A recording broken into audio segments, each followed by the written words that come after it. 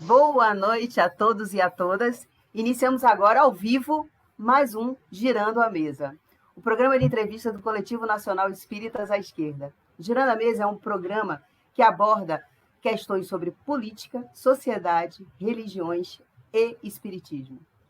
Acompanhe os programas e debates promovidos pelo Coletivo Nacional Espíritas à Esquerda em nossas redes sociais. Nós temos pelo Instagram, pelo Twitter, pelo YouTube e pelo Facebook, onde nós estamos agora. Bem, hoje daremos continuidade às entrevistas com pré-candidatos da esquerda, trazendo duas mulheres negras de municípios da Baixada Fluminense do Rio de Janeiro. Como entrevistadora, me acompanhando nesse programa, dando todo o apoio, todo o suporte, além eu, Mônica, teremos também aqui de Brasília, a nossa querida Jéssica, dos Espíritas Esquerdas do Rio de Janeiro. Nós duas estaremos entrevistando essas duas mulheres maravilhosas, né? Mas antes de iniciarmos o nosso programa, eu gostaria de fazer uma pergunta, sabemos que meramente retórica, não só retórica, é que desde ontem se repete aos milhões pelo Brasil, presidente miliciano, por que sua esposa Michele recebeu 89 mil reais de Fabrício de Queiroz? Eu não recebi. Alguém aí recebeu? Alguém pode me responder isso? Bem, espero que não sejamos ameaçados por isso, ao menos hoje, porque temos o prazer de receber, no nosso Girando a Mesa, a pré-candidata a co-prefeita de São João de Meriti, do PSOL, a nossa querida Juliana Drummond, e a pré-candidata a vereadora, também pelo PSOL, de Duque de Caxias, a nossa querida Rose Cipriano. Juliana Drummond se autodefine como mãe de Ana Júlia, pesquisei, tá vendo? Negra, feminista, sindicalista, historiadora e professora de escola pública e do movimento Resiste Meriti. A nossa querida Rose Cipriano se apresenta como negra, feminista, moradora de Caxias, professora da rede municipal, ativista da educação, integrante do coletivo feminista Minas da Baixada e ativista do movimento negro unificado. Minas, se eu esqueci de algum detalhe, vocês colocam. Eu sei que eu tenho aí uma doutoranda da história, potente, poderosa essas mulheres, né? Mas se esqueci de algum detalhe, vocês complementam, tá? Bom, vamos à primeira pergunta. E aí, vamos à nossa primeira pergunta. E aí vocês duas respondem. Juliana e Rose, eu andei me inteirando, né? E eu vi que as prefeituras e as câmaras de vereadores de São João de Meriti, de Duque de Caxias e de toda a Baixada estão ocupadas por homens brancos de direita. Eu vi que em São João do Meriti, 21 vereadores, nenhuma mulher, só tem homem, um negro. Vi que em Duque de Caxias são 29 vereadores, 4 mulheres brancas e acho que 3 negros apenas. Portanto, o desafio de mulheres negras de esquerda na política da Baixada Fluminense é enorme. Como vocês enxergam esse desafio político e como se preparam para ele? Essa é a minha provocação. Vamos lá? Juliana primeiro ou Rose primeiro? Juliana. Tá, primeiro com o meu microfone. Gente, boa noite. Eu queria agradecer a oportunidade de estar aqui fazendo essa conversa, dizer que a nossa luta é tanto em todas as frentes, que eu fui ouvindo você falar, a gente milita em tanto lugar, porque a vida exige isso de nós, né? Então também faço parte do movimento negro, do MNU, também faço parte do Minas da Baixada, a gente está ali lutando junto, né, assim, e aí eu me sinto plenamente feliz de estar aqui com a Rose, que é uma pessoa que em diversos momentos estava ali me carregando para a militância, porque a gente milita num território muito próximo, e é isso, com demandas que se encontram muito, né, o sindicato, a gente está sempre na luta junto, e é mais um espaço que a gente está junto aqui, e quanto isso é importante, né, a gente está se construindo ao lado a lado, na luta das mulheres na Baixada, né? Aqui em São João, a gente só tem homens na Câmara, e o reflexo disso se dá na ausência, inclusive, de políticas públicas, né? Então, quando a gente pensa a pauta da demanda das mulheres, da população LGBT, esse debate ele existe. O debate sobre o racismo, sobre a luta antirracista, também não é um debate colocado na Câmara. E aí, quando a gente pensa os desafios hoje, né, a gente tem um desafio em São João, que é comum de municípios da Baixada, que é a questão da gestão da transparência. Então, o que hoje aparece para nós no cenário de pré-campanha como oposição ao atual governo, a gente percebe que ela inexistia até um tempo atrás. Então, o que a gente vem vendo e sofrendo, né, nessa gestão do Executivo e do Legislativo é que essa Câmara de Vereadores que a gente tem aqui, ela sempre foi muito conivente, ora omissa, em relação à atual gestão. Então, nesse momento de pré-eleição, que aparecem as candidaturas, as pré-candidaturas, há um discurso de que somos oposição à prefeitura, mas, na verdade, o que a gente teve durante todo esse tempo foram vereadores que estavam ali, ora, apoiando contas que deveriam ser reprovadas, ora, fechando os olhos para debates que foram caros para nós. Então, a gente teve, em alguns momentos, ataque aos professores da escola sem partido, puxado pelos próprios vereadores, que hoje se colocam como candidatos a favor da educação. A gente chegou a bater 10 meses com os nossos aposentados com salários atrasados, mas agora muitos vereadores se colocam como defensores dos aposentados. Então, o que a gente percebe é que o compromisso, né, do PSOL, o compromisso da esquerda nesse cenário é mostrar que a oposição ela é uma oposição que é de verdade e é no dia a dia, e não é fácil. Então, o momento que a gente está de pré-campanha é um momento de enfrentamento, mas é um enfrentamento que a gente já vinha fazendo antes também. Então, é dentro desse cenário que a gente vai se construindo e se constituindo para esse pleito eleitoral, que é de muitos aliados que agora estão em cena disputando o espaço, mas que na política pública eles estão sempre muito próximos para atacar direitos, próximos para não pensar em demandas que são fundamentais para a população, em especial para as mulheres. Então, a ausência de mulheres nesse espaço, a ausência de mulheres que se comprometam com a luta das mulheres, a ausência de pessoas negros e negras que lutem contra o racismo é algo que marca muito a trajetória do que a gente percebe na Baixada Fluminense, tanto no Executivo quanto no Legislativo.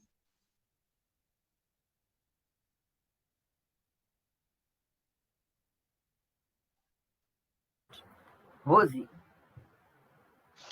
Bem, obrigada, Mônica. Como sempre, às vezes a gente esquece de abrir o microfone, né? Quero agradecer o convite, dizer que estou muito feliz ao estar ao lado de todas vocês aqui, Jéssica e Ju, que a gente já se conhece, Mônica, que a gente está conhecendo hoje, mas uma gota de alegria nesse oceano de desespero que a gente vive. E aí eu queria ressaltar isso, né? Primeira coisa que nós somos duas mulheres negras do PSOL. E a importância da gente ter essas candidaturas com este perfil nesse território. E a Juliana falou muito bem, a primeira saída ela é coletiva.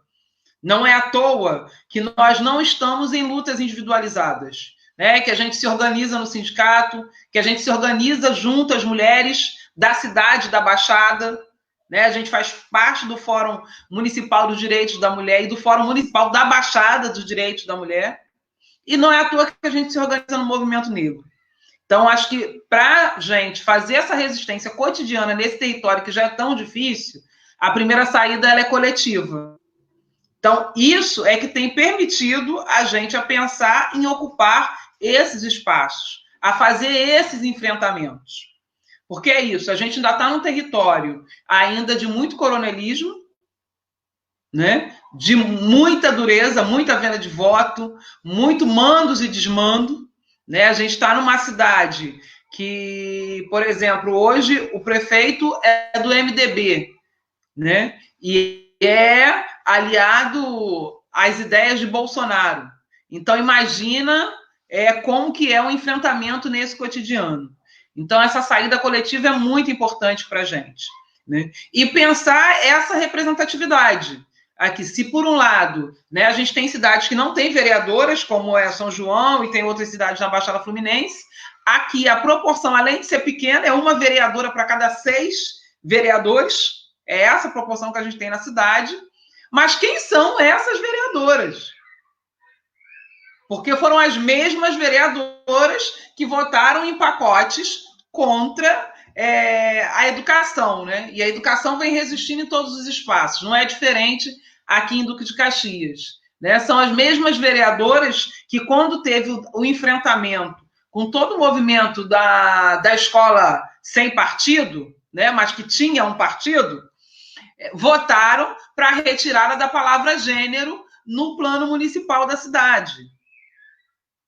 Então, a gente tem duas demandas aí, né? Uma é ocupar esse espaço com mais mulheres, como a gente viu, a representação ainda é muito pequena aqui na cidade, mas ocupar esse espaço com mulheres que efetivamente venham construindo uma luta à esquerda, né? Numa perspectiva dos direitos, numa perspectiva feminista.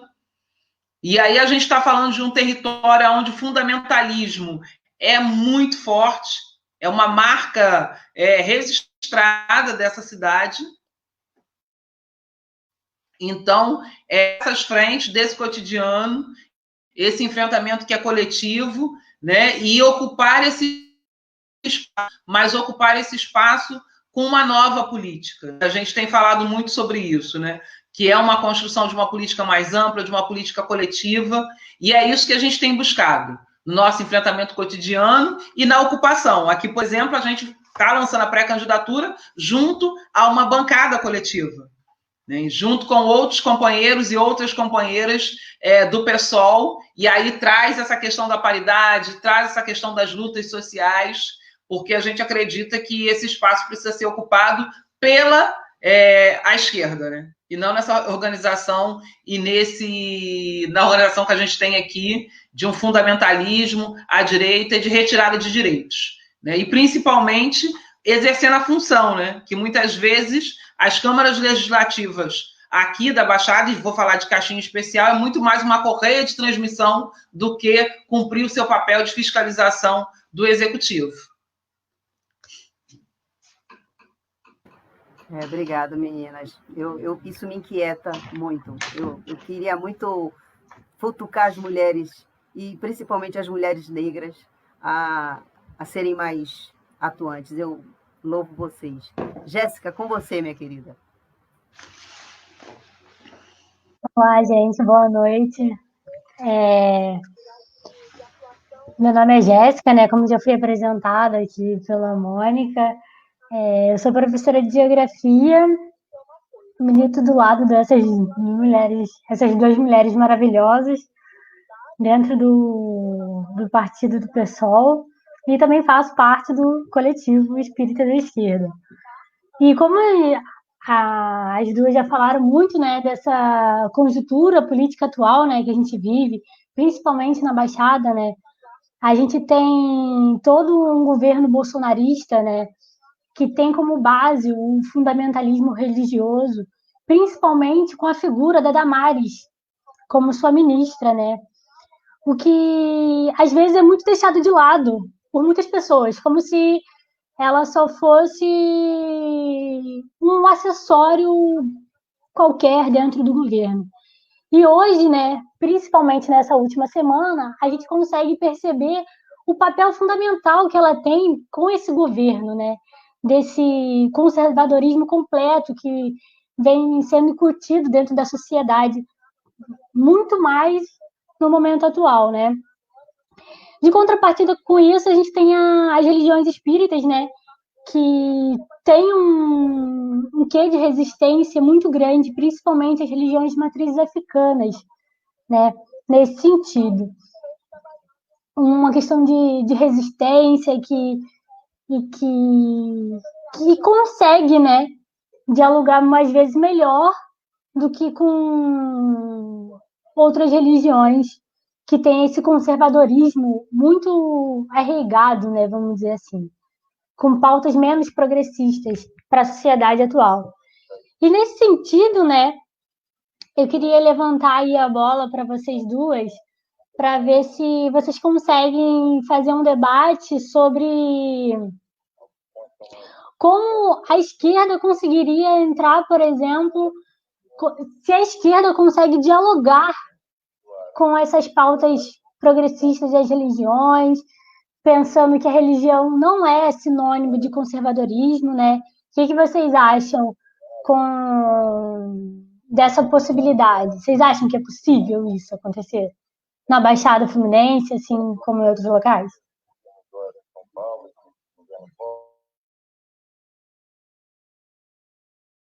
Agora é a Rosa. Isso. Bem, Jéssica, Mônica, eu acho que a gente precisa começar esse debate, e eu lembro, vira e mexe a gente fala muito sobre isso, né? Futebol e religião é o ópio do povo. Nós da esquerda falamos isso direto, né? E eu ouso dizer que nós, inclusive, criminalizamos a religião das pessoas. E nós deixamos de considerar esse aspecto na vida de cada cidadão e de cada cidadã. Então, foi um espaço, e eu não estou dizendo que a gente tem que disputar religiosamente, mas a gente tem que levar em consideração que as pessoas, algumas delas, e não são poucas, né? Pode ter aquelas que são ateias, que são ateus, mas a população brasileira, de uma maneira geral, ela tem a sua religiosidade. Então, acho que a primeira coisa para a gente discutir esse fundamentalismo, a gente não pode desconsiderar esse elemento da religiosidade das pessoas, e numericamente está aí, né? A gente está vendo que igrejas protestantes são igrejas onde o número de mulheres negras é imenso, onde a população negra está indo para essas religiões, né? Então, acho que esse é o primeiro elemento que a gente tem que levar em consideração. A gente não pode, em nome do que a gente acredita, da nossa formação marxista de combate ao capitalismo, desconsiderar que você tem que dialogar com essa religiosidade. E, às vezes, eu acho que a gente peca, né? E quando eu falo a gente, eu falo de um contexto geral que se cria, né? Eu mesma, várias vezes, já repeti essa frase que eu falei aqui, sem levar isso em consideração. Então, acho que esse é o primeiro elemento para a gente trazer para o debate, esse respeito à religião do outro, e aí a gente entrar no debate que a gente tem enfrentado, que é desse fundamentalismo, que a gente tem visto, vivenciado, né, principalmente após a eleição de Bolsonaro, sempre existiu, mas está se aprofundando, e aí eu acho que contar com companheiros e companheiras que são religiosos e que fazem um debate mais progressista. Eu mesma, quando conheci, né, espíritas à esquerda, é bastante interessante, porque você tem aí esses dois elementos. Você não desconsidera a religiosidade, você está fazendo a discussão política da sociedade. Então, acho que esses são dois caminhos fundamentais para a gente pensar essa disputa da sociedade. Considerar a religiosidade brasileira, partindo desse princípio, né, que as pessoas podem ter a sua religião, vamos discutir com os companheiros que são mais progressistas, que não estão fazendo essa leitura fundamentalista, que discrimina, né, que assassina, que destrói, porque é esse perfil fundamentalista que aí as religiões de matrizes africanas têm sofrido constantemente, e só tem piorado. A gente está num território onde inúmeras casas, inúmeros centros são, né, quebrados, incendiados, e existe um fundamentalismo que vai, né, corroborar com tudo isso. Então, acho que são elementos fundamentais para a gente discutir, e discutir também a religião, né, numa perspectiva da libertação. A gente tem visto, a gente conversa com companheiros que falam muito dessa teoria da prosperidade, né, e que não é uma teoria da libertação. Acho que a gente precisa pensar a religião a partir da sua perspectiva mais revolucionária, e não ter sabem o quanto existe de revolucionário em várias da Bíblia que a gente precisa estar fazendo a releitura.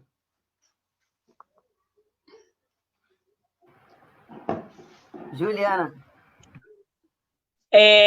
Rose estava falando aqui, e aí o quanto isso é pessoal e o avanço do conservadorismo faz com que tome viés do que é público, né? Eu sou uma mulher de fé revolucionária. Qualquer pessoa que convive comigo sabe que eu sou uma mulher de muita fé. E o muita fé tem a ver com as minhas experiências nos diversos espaços religiosos. E aí eu acho que tem uma coisa que a Rose falou que é importante, é não ignorar a vivência do outro, o espaço do outro. Quando a gente pensa no que seria uma plenitude, a gente vai pensar numa vida individual, onde você consiga harmonizar as diversas esferas da sua vida, que é emocional, que é profissional e que é espiritual também para quem acredita nisso. E, geralmente, onde falta essa harmonia, você acaba indo para alguma coisa que te contemple mais dessas diversas áreas, pelo menos eu acredito nisso. Então, acho que a gente não pode ignorar que, nos lugares onde a gente tem o maior avanço do fundamentalismo, pensando inclusive nas regiões da Baixada Fluminense, são geralmente lugares onde falta tudo. Então, não tem como você jogar e culpabilizar a pessoa que talvez a única esperança que ela tem de sopro para sobreviver, acordar e trabalhar, seja o espaço religioso. E aí, talvez porque só esse viés, muitas vezes, ganha espaço de diálogo, porque os outros não chegam. Então, é preciso que num espaço onde a religião predomine, as pessoas também tenham acesso a políticas públicas. E o que eu percebo desses espaços onde cada vez o fundamentalismo religioso avança nas periferias, é porque justamente falta o poder público, mas não na figura do poder armado, mas o poder público no direito à saúde, no direito à cultura, no direito à educação. Então, acho que isso falta. E aí, pensar o diálogo, eu acho que primeiro é olhar para o outro com humanidade, é descer desse pedestal aí que a Rose falou do ópio e olhar para o outro com humanidade e entender que cada um vai ter dentro da sua humanidade escolhas feitas. E um debate que eu acho que é importante quando a gente pensa no dialogar e com quem a gente quer dialogar, eu acho que para nós esse debate é muito caro, né? Quando a gente pensa que pós-eleição do Bolsonaro, a gente tem conversado muito que a gente precisa dialogar com essa base que elegeu o Bolsonaro. Então, dialogar com essa base que elegeu o Bolsonaro é entender, primeiro, a realidade dessas pessoas. Quem elegeu o Bolsonaro, pelo menos pensando na realidade da Baixada Fluminense, de São João de Meriti, que Bolsonaro teve mais de 60% dos votos no primeiro turno, no segundo turno mais de 70%, mas você percebe que não foi voto útil. No primeiro turno já tinha essa característica. É olhar para essas pessoas e não ver nessa massa fascistas. Vão ter fascistas, vão ter racistas, mas vão ter pessoas ali que precisam sobreviver e dentro da ideia de sobreviver se agarram a discursos que são vendidos, que nós sabemos que não são reais, mas para essas pessoas o desespero faz com que elas acreditem. Então, acho que a gente precisa dialogar a partir disso. E quando eu penso que a gente precisa dialogar com essas pessoas, é dialogar a partir do que é importante para nós. É não abrir mão de todos os outros espaços que a gente defende também. Na sexta-feira a gente fez uma live daqui de São João, que eu tenho feito live toda sexta-feira com o morador de São João. Na sexta-feira a gente fez uma live com a mãe Lúcia, que é a Lúcia de Oxum, que tem um trabalho aqui maravilhoso com as mulheres do município. E uma coisa que nós discutimos é que o racismo, ele mata também pela invisibilidade. Então, não basta só lutar para que não tenha a destruição dos terreiros. A gente precisa lutar para que nos espaços institucionais todas essas religiões estejam representadas. Então, quando a gente tem um fórum onde são chamados líderes religiosos, é importante que os líderes religiosos cristãos estejam, mas é importante que os outros líderes religiosos também estejam, porque a partir do momento que a gente mostra que o outro existe e as outras religiões existem, a gente começa a criar um espaço onde o público leva em consideração as demandas do privado, mas não é pautado por eles. Então, ainda que a gente tenha, talvez no município, a maior parte da população cristã, a gente precisa pensar políticas públicas para todo mundo. E aí, pensar políticas públicas para todo mundo é fazer com todo mundo.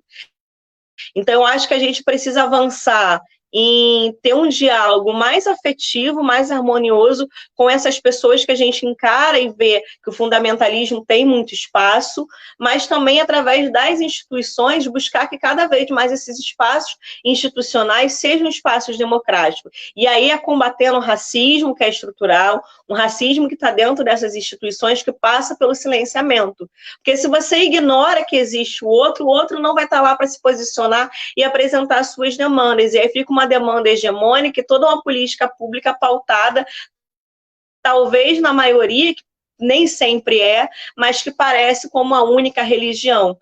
Então, eu acho que criar espaço de discussões plurais é muito importante e ter essa empatia sobre as escolhas que as pessoas vão fazer e quanto a relação das suas dores também passam por esses espaços.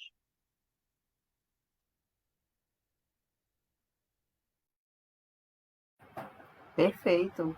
Adorei. As duas brilharam. E aí, Jéssica? Bom, vamos à segunda provocação. Em várias cidades brasileiras, há articulações entre as esquerdas para se chegar a uma proposta de candidatura, né, majoritária, de consenso, e conseguir derrotar o nosso fascismo presente. Apesar das muitas dificuldades nesse processo, né? Dentre essas dificuldades, podemos citar, por exemplo, bastante noticiado da decisão do PT agora em Belfor Roxo, de apoiar um candidato da base bolsonarista, aquela prefeitura. Bem, aí a gente fica meio perdido sem saber. Algumas articulações para se buscar uma chapa de consenso entre as esquerdas no município de vocês, para que se buscasse especificamente um cargo majoritário, vocês acham essa uma boa estratégia? Jéssica.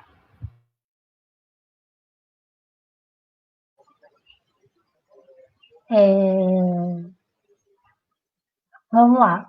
Acho que a estratégia... Desculpa, Jéssica, eu errei. Oi? Era para passar a palavra para a Juliana. Juliana, mas desculpa. A Jéssica pode falar. Eu acho que a gente pode ouvir as contribuições da Jéssica, depois eu falo. Eu senti. Se pega de surpresa aqui. Joga duro aí, agora. Depois a Juliana vai lá e incrementa.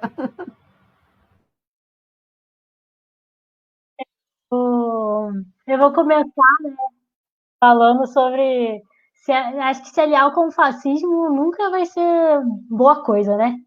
Porque acho que lá na frente acaba cobrando de alguma maneira. A frente ampla, a gente tem, apesar de sermos milhões de anti-bolsonaristas, né, vamos dizer assim, nem todos temos as mesmas pautas, né? Então, é necessário saber com quem se aliar, em que momento, em que contexto. Enfim, vou passar aí a bola para elas que... Com certeza, Juliana. Eu acho que, assim, onde dá para poder fazer frente, onde dá para unificar, eu acho que tem que fazer. A gente não está em qualquer cenário. A gente fala muito do avanço do bolsonarismo, a gente tem visto quanto o avanço mata pessoas. E as eleições desse ano vão ser a concretização desse governo, se a gente não conseguir frear. E aí, eu estava até fazendo uma live agora, a gente estava falando sobre isso. É mais difícil do que combater o Bolsonaro, é combater o bolsonarismo.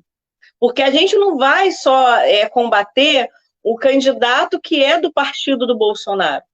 A gente vai combater o candidato que é do partido do Bolsonaro, o candidato que é do partido do Witzel, o candidato que é contra os direitos humanos, o candidato que é racista, o candidato que é homofóbico.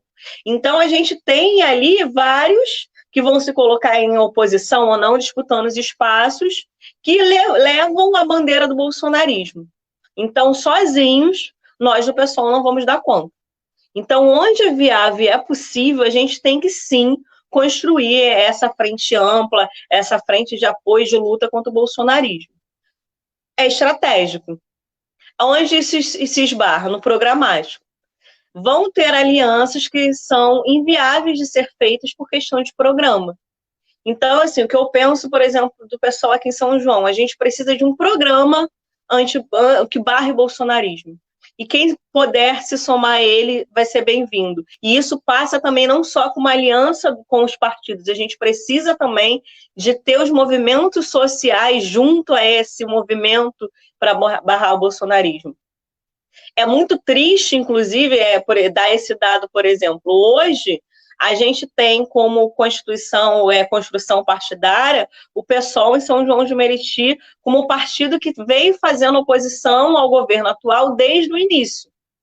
Então, a gente não teve flerte com o governo do prefeito, a gente não teve flerte com as alianças ao governo Witzel e a gente não teve flerte com as alianças ao bolsonarismo. Na esfera federal e em todas as outras. E isso, muitas vezes, esbarra do que se pode ter como aliança ou não. É inviável, por mais importante que seja a frente ampla, a gente está associado a programas que vão flertar com a política do Witzel, ou a relações que não estão no programas, mas que são relações pessoais e políticas de proximidade com candidatos que levantam essas bandeiras. Então, assim, estrategicamente a gente precisa, é urgente, essas frentes amplas, mas a gente tem uma coisa que é um programa a ser respeitado. E aí a gente precisa ter muita sabedoria, muita sensatez, inclusive para abrir mão de disputas de ego, porque precisa, para a gente poder construir algo amplo, construir algo sólido e fazer onde é viável. O que eu tenho conseguido, assim, pessoalmente aqui no município, é um diálogo que a gente tem conseguido muito avançar dentro desse campo amplo da esquerda, é a pauta das mulheres. Tem algumas disputas viciosas, inclusive de algumas instituições partidárias, que a gente tem tentado vencer aí através da via da pauta das mulheres. Eu acredito que em cada espaço a gente vai ter que ver o que é possível, e alguns serão possível uma frente ampla partidária, outras com partidos talvez de esquerda, mas não tão grandes, outros com o PT, outras essa frente vai se dar através de movimento social, e aí eu acho que cada lugar vai ter as suas especificidades, mas é isso, né? A gente precisa de uma frente ampla, mas como a Jéssica mesmo falou, tem limite. Essa frente não dá para a gente fazer alianças que nos aproxime e nos faça defender e levar a bandeira dos nossos algozes. Ok, claro, entendido. Rose, com a palavra. Acho que desde a eleição de Bolsonaro, pelo menos na perspectiva, né, sempre foi se buscando criar, né, possibilidades de todos contra Bolsonaro. Quando você cita esse exemplo aí de Belfor Roxo e de Itaguaí do PT, acho que são 2 pontos completamente fora da curva. Porque, assim, não é nem uma frente ampla e nem uma oposição. Eles se tornam base do governo de Bolsonaro. Então, é algo que, para a gente, não tem diálogo, né? É impossível, assim, diante de tudo que Juliana trouxe para a gente. Então, acho que essas composições, mesmo dentro desses partidos que também estavam, aparentemente, a nível nacional e estadual, imbuídos, né, nessa oposição concreta contra Bolsonaro, é uma contradição que não nos cabe, assim. Então, acho que, nesse sentido, é reafirmar que, mesmo nesse momento eleitoral, a gente precisa unir todas as forças, né, e todas as energias numa oposição a mandatos que é justamente isso, que podem não ter vindo da base do PSL, mas expressam esse bolsonarismo, que é para angariar esses votos, que, como muito bem disse Juliana lá em São João, aqui em Caxias foram mais de 300 mil votos, né, no Bolsonaro.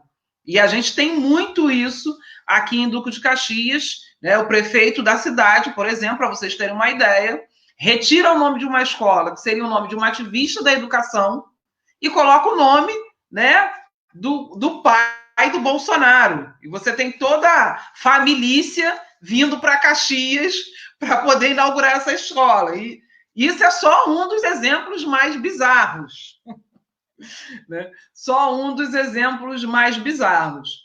Mas, assim, é fato que na Baixada Fluminense a gente tem uma coxa de retalho e uma especificidade muito grande, e que aí a gente vive também uma realidade que muitos desses partidos que hoje estão buscando, né, ou estão se colocando como oposição, foram partidos que estiveram na base desses governos. E isso dificulta também uma aliança mais ampla em várias cidades da Baixada. Né? E aí até onde a gente conseguiu avançar no acúmulo do programa, né? Que na cidade a gente tem o PCB, né? Que já está na militância com a gente, né? Tenha caminhado junto, e aí a gente vai nesse acúmulo do programa e vamos junto com os movimentos sociais. A gente sabe que hoje, por exemplo, aqui em Duque de Caxias não aconteceu uma aliança, né? O pessoal está vindo, o PT está vindo, mas a gente também viu dentro do PT essa disputa aí, que por muito pouco não aconteceu a mesma coisa em Caxias.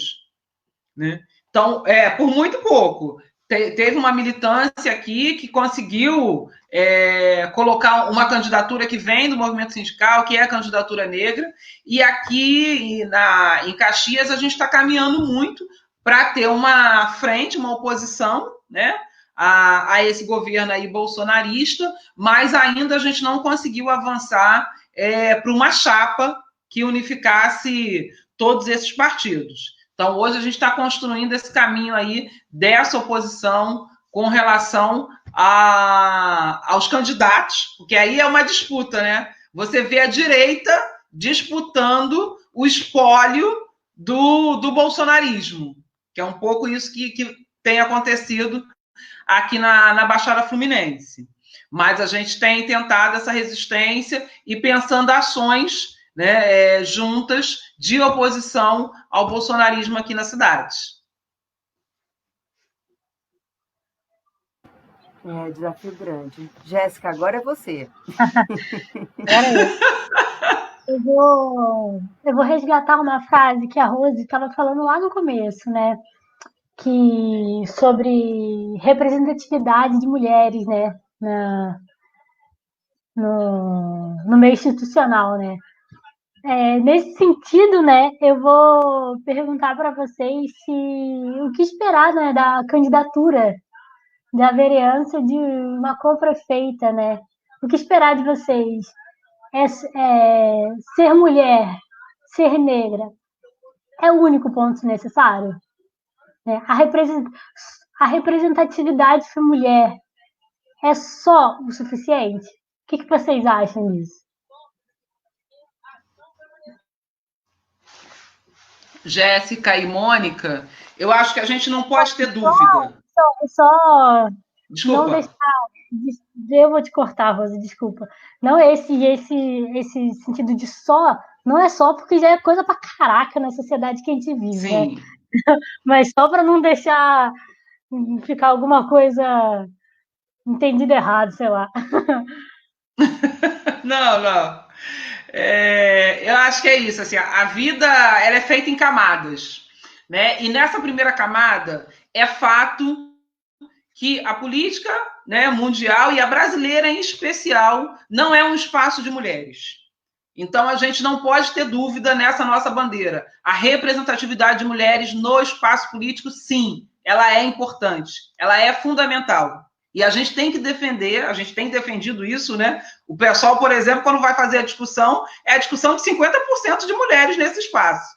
Então, a gente não tem dúvidas de fazer essa defesa. Porque para pensar a democracia, não existe democracia se você não tem todos os componentes dessa sociedade.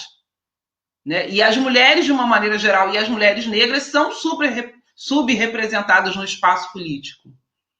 Então, a representatividade é, sim, importante. Nós precisamos caminhar para que nós tenhamos mais mulheres, e aí não é só na casas legislativas municipais, né? A gente ainda tem cidades sem vereadoras, é disso que nós estamos falando, cidades que não têm vereadoras.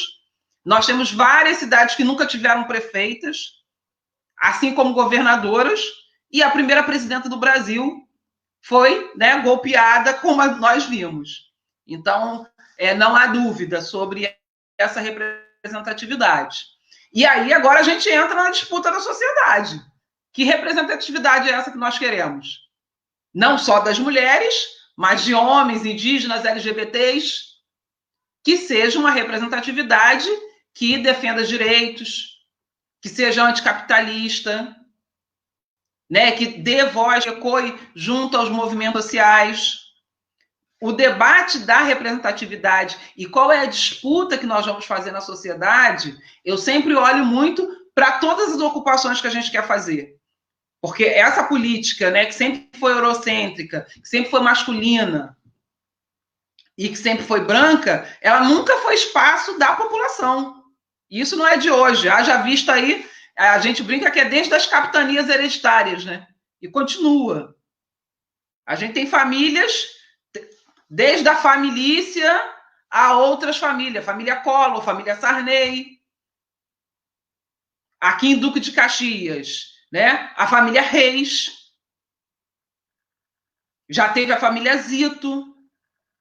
Então, é pensar que esse espaço da política nunca foi o espaço dos de baixos. E aí, nesse sentido de não ser o espaço dos de baixo, não foi espaço de mulheres, não foi espaço de negros e negras, de indígenas, de LGBTs.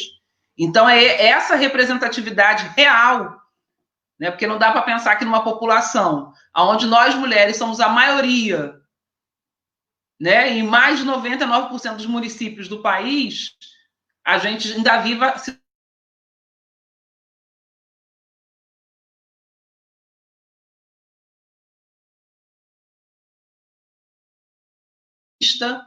Ela é antirracista e ela é popular. Mas eu acho do uma a uma. Rose, sua fala saiu travada. Se você puder voltar um pouquinho, que deu uma travada na sua internet, parece. Só um pouquinho. Sim, eu não sei até onde vocês me ouviram.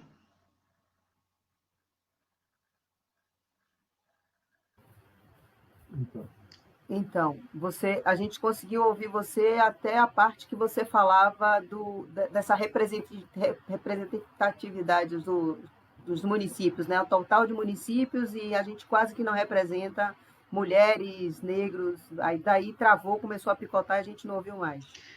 Sim, mas para concluir, acho que é isso. Assim, se a gente pensar a realidade das cidades, né? Como eu já disse no início da minha fala, que ainda não tiveram mulheres ou não tem mulheres vereadoras.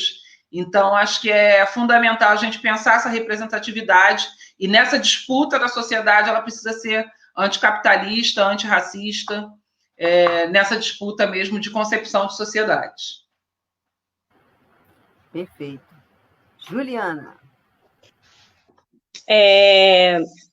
A representatividade, ela importa, e quando é uma representatividade negra, principalmente, ou trans, só aquele corpo estar ali já faz uma diferença.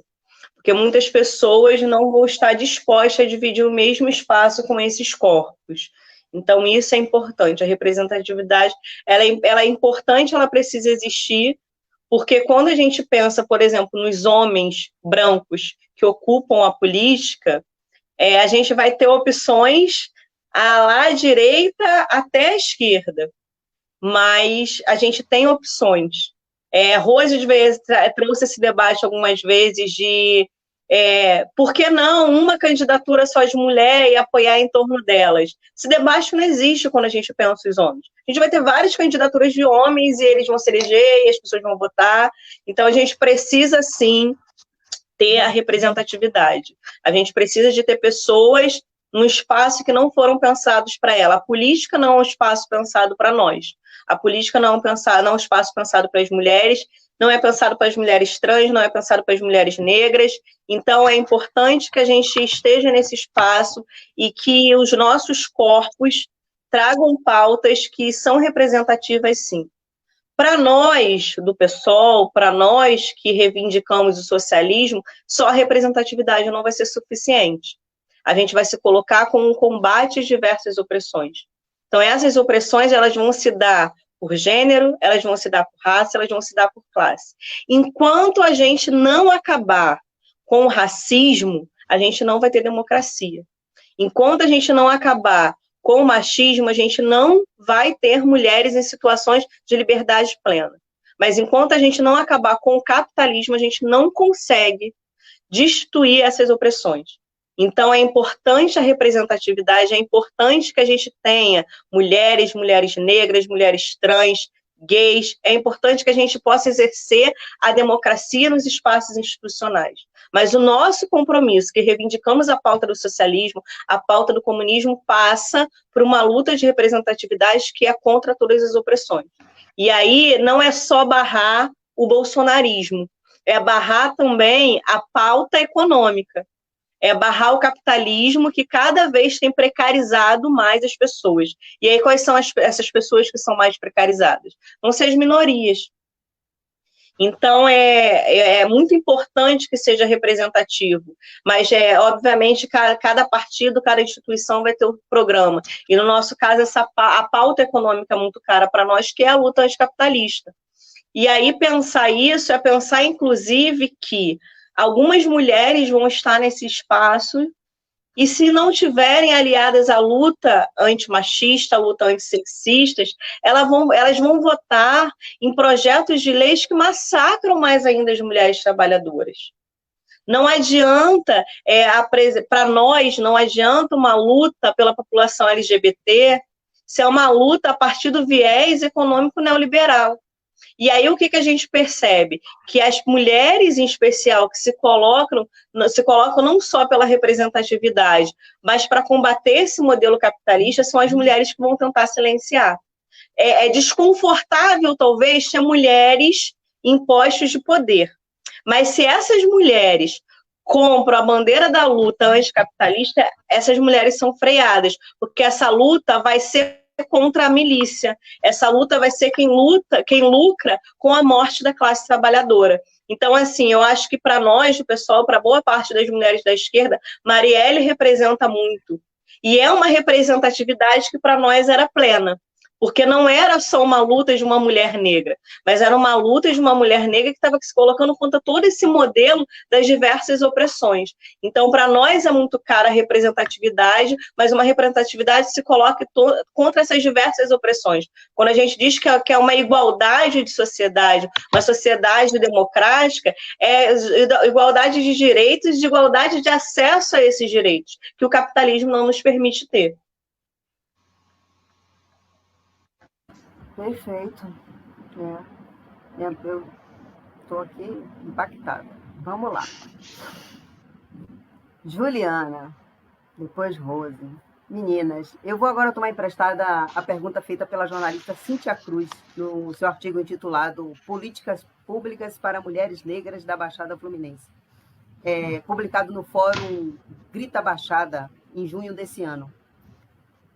E assim, se a Baixada Fluminense, região que reúne 13 municípios e quase 4 milhões de habitantes, tem número expressivo de negros e pobres, porque há pouco ou nenhuma política pública para mulheres negras. Meio que vocês já introduziram aí, né? Então, pega a bola aí e prossiga.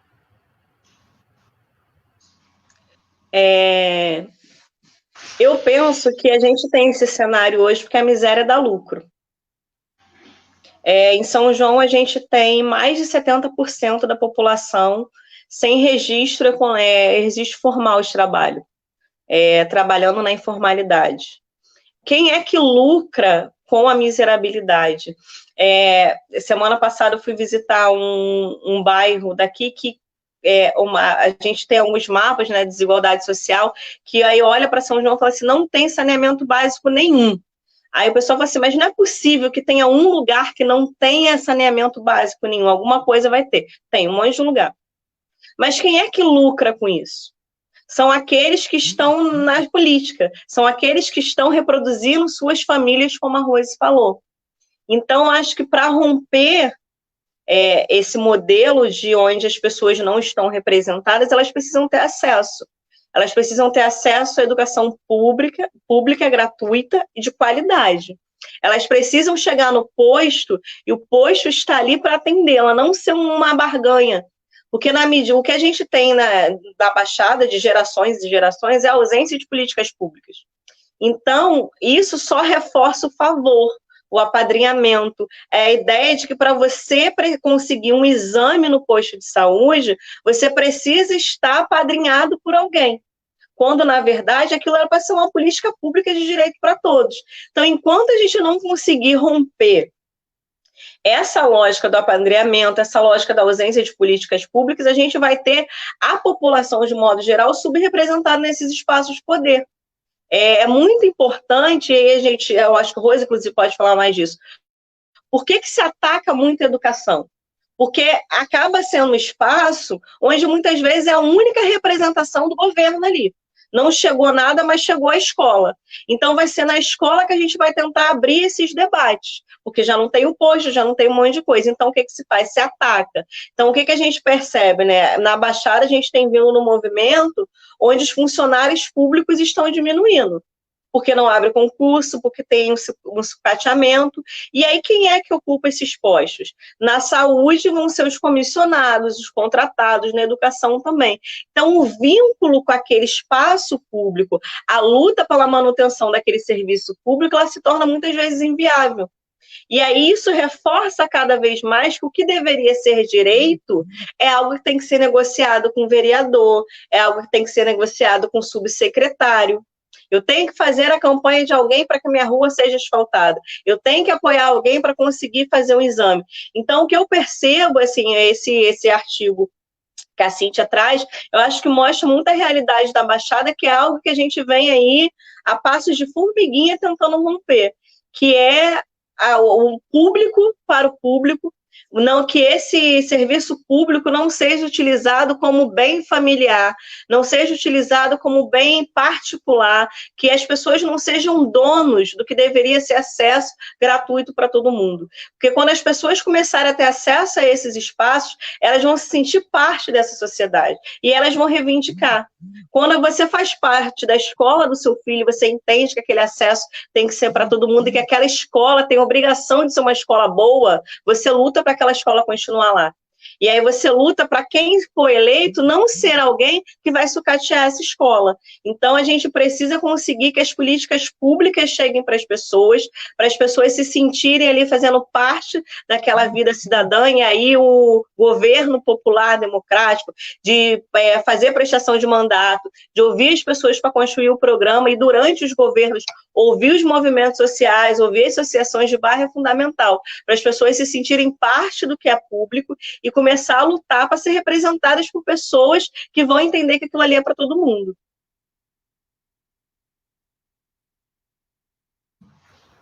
Perfeito. Rose? Vamos lá, né? A Ju trouxe muito bem esse cenário que a gente enfrenta aqui na Baixada, né? Da troca de favores, da compra de voto, dessa coisa de ter que ir beijar a mão do prefeito. Para vocês terem uma ideia, aqui a gente já viveu uma situação de ouvir, né? A gente fala até que foi prevaricação isso, mas ouvir do próprio prefeito dizendo que aqueles que fossem ao gabinete receberiam seus salários. É nesse nível, assim, gravado, né? Hoje, e só para te cortar, devidamente... de vereadores aqui em São João também. Então, nesse nível. Mas aí eu acho que a gente precisa, inclusive, voltar, né? Tendo essa... Eu acho que são sempre dois... A gente sempre vem para o nosso cotidiano, mas vem para o macro, né? A gente precisa voltar para o debate que a gente fazia sobre que a luta anticapitalista, né, associada a gênero, classe e raça é fundamental. E digo isso porque a gente está num território onde seus moradores só são encarados como mão de obra, não como pessoas de direitos. Né? E aí a gente coloca todos os direitos. No momento que a gente está vivendo a privatização, seja da educação, seja da área de direitos, vai impactar diretamente esse grupo, que é o grupo que a gente está falando aqui, que são um grupo de mulheres, são um grupo de negros e negras. A gente tem feito um debate muito sério, e aí quando a gente fala dessas contras-reformas, congelamento em saúde, congelamento em educação e assistência social, vai atingir quem, nessa sua maioria? As mulheres negras, a população pobre. Então, a gente tem todo um contexto que ainda na Baixada o público e o privado se misturam nesse sentido dessa política pequena, né? Aliado a isso, essa grande crise do capital, essa grande retirada de direitos, né, que a gente está vivendo, em especial no Brasil, nos últimos anos. Então, acho que são elementos que vão aprofundando essas desigualdades, e aí você tem todas essas políticas, né, que são políticas destinadas às mulheres, que está cada vez mais diminuindo. Né? E aí, se a gente pega, por exemplo, a gente está no meio da pandemia, a gente viu como a questão da violência contra as mulheres aumentou. Mas a Baixada Fluminense é um território onde a violência contra as mulheres negras, nós estamos sempre, né, entre Nova Iguaçu, Caxias, São João, com altos índices de violência contra a mulher. E aí, nesses últimos períodos, uma das grandes lutas é o CIAM da Baixada, que é em Nova Iguaçu, que está cada vez mais sucateado. Então, acho que pensar um pouco essa política hoje, né, que a gente tem vivenciado da retirada de direitos, é uma política que retira direitos, mas é também uma política racista e que acaba diminuindo, né, todos esses atendimentos que a população e que as mulheres negras deveriam ter. Então, cada vez mais a gente precisa entender que a nossa luta tem que ser no macro, porque a disputa é a disputa do capital. Essa precarização que a Juliana coloca, e é verdade. Muitas vezes, o único aparato público que você tem em determinada comunidade é a escola. Você pode ir lá dentro daquela favela, que lá vai ter uma escola. Mas, ainda assim, essa escola eles querem privatizar. Então, é esse debate que a gente precisa fazer sempre. Que essa disputa, né, essa luta contra o capitalismo, ela precisa vir aliada, porque a gente sabe que quem serão os mais atingidos serão negros e negras e as mulheres. Haja visto o que foi a reforma trabalhista, o que foi a reforma da Previdência, quem foi o grupo mais atingido. Então, essa disputa hoje passa pela disputa de gênero, raça e classe, mas passa, sobretudo, pela luta anticapitalista. É isso. Quem paga a conta, né? Jéssica, eu vou pedir para você fazer a última pergunta e, em seguida, quando as meninas responderem, elas podem também já fazer as suas, colocarem o que quiserem, agradecer, falar sobre as suas pré-candidaturas, ok? E aí depois a gente finaliza agradecendo a todos. Vocês foram maravilhosas, eu estou aqui encantada. Aí eu vou passar a palavra agora para a Jéssica.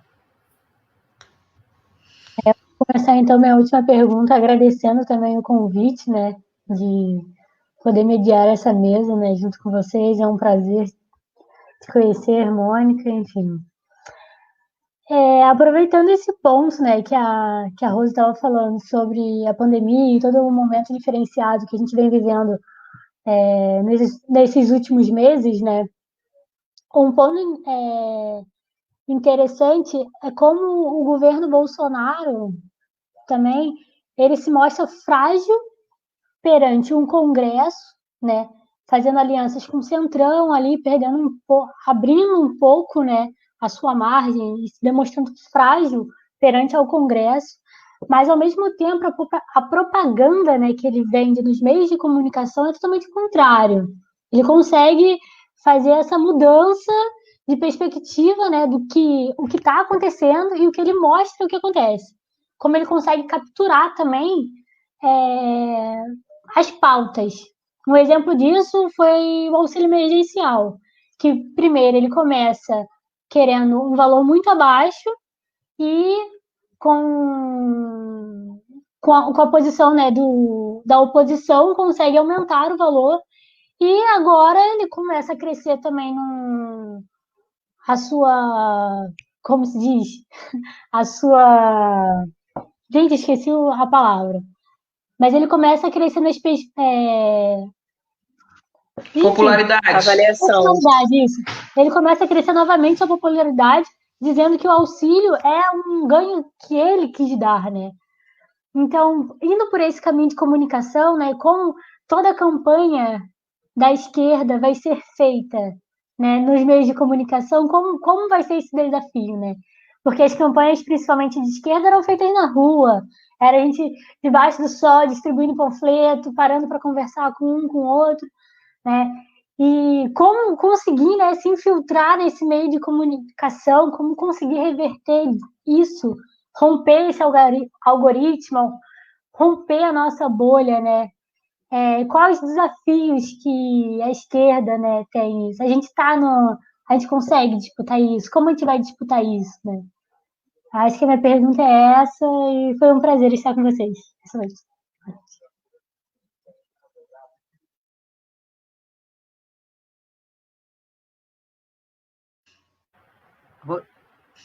Rose agora, né? Isso. Essa é a pergunta do $1 milhão. Mas vamos lá, a gente vai beliscando. Acho que primeiro eu tenho brincado e falado com as pessoas que tudo é AC e DC, né? Que é antes do corona e depois do corona. Não antes de Cristo e depois de Cristo. Acho que essa eleição vai ser um desafio para todos, né? A gente já vinha fazendo esse debate sobre isso, 2016 também, mas 2020 isso se torna mais real diante de tudo que está acontecendo, né? Diante do isolamento, diante da gente não poder ter grandes aglomerações. Eu acho que assim, a gente tem buscado, e não adianta, para nós a saída é sempre construções coletivas. Nós tivemos que entrar nesse mundo digital na marra. E é isso que eu tenho visto, né, a esquerda buscar, né? São grupos, vários grupos. Aí eu vou falar grupos que estão mais ligados à candidatura de mulheres, né? Como, por exemplo, Mulheres Negras Decidem, né? O Instituto Marielle Franco, buscando se autoajudar nesse sentido da gente pensar essas novas linguagens. Porque é isso, vai ser necessário que a gente use as ferramentas digitais, será necessário que a gente use os WhatsApps da vida. É lógico, gente, que não vai ser na mesma proporção que o Bolsonaro usou na eleição dele, que a gente também precisa ter essa clareza. Né? A quantidade de robô, né? A manipulação de fake news. Então, a gente vai precisar usar com outros elementos. Mas acho que não vai ser uma eleição fácil, né? A gente ainda é muito incerto, a verdade é essa, ainda é muito incerto. A gente não sabe se quando chegar efetivamente o período eleitoral, nós vamos estar em queda, né? Ou se a gente vai estar estagnado, ou se a gente vai ter um aumento. Então, acho que a gente está tentando se organizar coletivamente, pensar essas inserções nesse momento, né? E tentar materializar, acho que a gente fala muito de uma nova política, né? E a gente tem buscado materializar essa nova política. Na minha avaliação, essa nova política ela tem aparecido muito nas formas como a gente tem ocupado esse lugar. E aí, nesse sentido, eu queria falar um pouco das candidaturas coletivas. Né? A gente está construindo uma candidatura coletiva e a gente já vê como isso já é diferente e isso já rompe com o ideário, primeiro, de que as pessoas acham que você tem que votar no vereador do seu bairro, segundo, que as pessoas acham que o vereador tem que ser um inimigo do outro, né? E terceiro, como que essas candidaturas vão pensar a ocupação desse espaço, né? No sentido tanto de dialogar entre si, como dialogar com a população. Então, acho que, ao mesmo tempo que a gente tem esses desafios que estão colocados pela tecnologia, a gente tem pensado novas formas de organização que permite com que a gente mostre que uma nova política é possível. Primeiro, uma política como deve ser, né? Sem compra de votos, sem financiamento de grandes empresas, né? E depois as novas organizações. Acho que é um pouco essa saída que a gente tem tentado. Quero muito agradecer o convite para ter estado aqui essa noite com vocês, né? Dizer do prazer que foi conhecer Mônica. Jéssica já está aqui caminhando com a gente, né? E com essa pandemia, já tem mais de 4 meses que eu não encontro com Juliana. Então, a gente só se fala por telefone e videoconferência, né? Mas queria deixar aqui, né, dessa nossa alegria. Foi um prazer estar com todas vocês essa noite.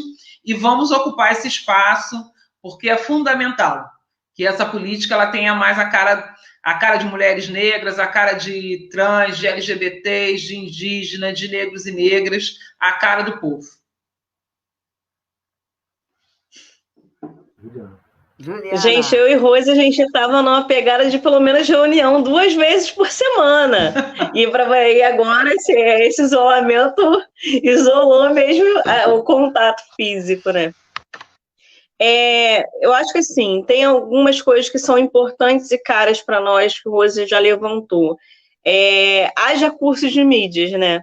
A gente tem tentado se organizar, melhorar. Eu acho que tinha um problema que muita gente não reconhecia ainda a importância dessas mídias sociais. Eu acho que isso já foi superado, mas a gente também não pode se iludir que a gente vai conseguir indicativos de algoritmos, essas coisas que a direita coloca, até porque a gente não trabalha com a mesma lógica, né? A gente precisa cada vez mais melhorar na linguagem, mas a gente não vai abrir mão do nosso conteúdo. Então, a fake news não é uma ferramenta de comunicação para nós. E a gente sabe que o robô, o fake news, tomou essas últimas disputas eleitorais. Tem a questão de as pessoas mais pobres, os mais vulneráveis, quando eles vão à Caixa acessar e receber o benefício, eles não identificam isso como uma luta da esquerda. Eles vão identificar isso como o governo federal e o governo Bolsonaro. Mas muitos de nós não saíram das ruas durante a pandemia porque está na linha de frente, ajudando as pessoas que são mais vulneráveis. A gente ficou meses e tem ficado até agora em diversas ações para ajudar as pessoas, auxiliar, ajudar a organizar, levar, às vezes, o básico do básico que falta. Então, nesses momentos, a gente precisa, sim, mostrar para essas pessoas a oportunidade que a gente tem de dialogar. Infelizmente, o WhatsApp é o mais amplo que a gente tem, mas mesmo assim, esse WhatsApp não vai chegar às pessoas que a gente estava esperando. Então, acho que essas são as tarefas que estão aí, o cenário que não é um cenário fácil, mas que a gente tem tentado se reinventar da melhor maneira, aprender o que não sabia para poder chegar às pessoas. E aí, nesse sentido, também, para concluir, eu acho que assim, a gente tem uma tarefa que é de todo mundo que é progressista, que é da esquerda, que quer minimamente conter o avanço do bolsonarismo. É disputa no varejo. Conversar com todo mundo, mostrar que não adianta votar no vereador do seu bairro, se o vereador do seu bairro está dentro de um partido que massacra o trabalhador, que não adianta ir pelo discurso de que esse tem mais chance de ganhar, então vota nesse. Então, assim, essa tarefa é uma tarefa coletiva. A gente acaba tendo mais responsabilidade, porque assume o pleito, coloca os nossos corpos à disposição, mas a gente não vai conseguir dar conta dela se a gente não tiver o apoio de cada um, que é de mostrar o que a gente está fazendo, de mostrar o que a gente está discutindo, de seguir uma página, de curtir uma postagem, de compartilhar um vídeo. Então, é um processo, um trabalho coletivo, que a gente só vai conseguir avançar e ter frutos aí positivos, eleitorais e politicamente, se todo mundo se somar a esse projeto para conter, de fato, esses governos nefastos que a gente tem encarado. Perfeito.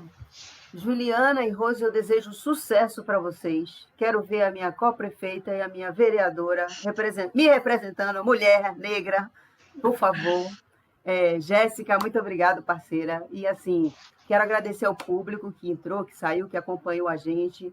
Dizer que é muito importante, sim, que fortalecer e seguir e assistir e acompanhar os movimentos de esquerda, os movimentos de mulheres, de todos esses movimentos. A gente precisa sentir a importância que tem as redes sociais. Não adianta a gente querer ignorar. e precisa ter união, a gente precisa se unir. Eu posso não defender as mesmas coisas, mas eu tenho que ter a consciência de que eu tenho que defender a minoria, os direitos, as políticas públicas, direito à educação, direito à saúde, direito a um saneamento básico, direito ao respeito à religião, a combater esse fascismo, esse racismo, esse homofobismo que a gente está tendo que conviver aí de forma escancarada. Agradeço a todos que participaram, que assistiram, essas meninas maravilhosas. Olha que delícia. Hoje eu expulsei Sérgio Maurício da live, porque eu disse que hoje não tinha homem na live, era só mulher. Boa noite a todos. Obrigada, meninas. Obrigada a todos. Boa noite, gente. Obrigada pelo convite. Beijos. Foi um prazer. Beijo.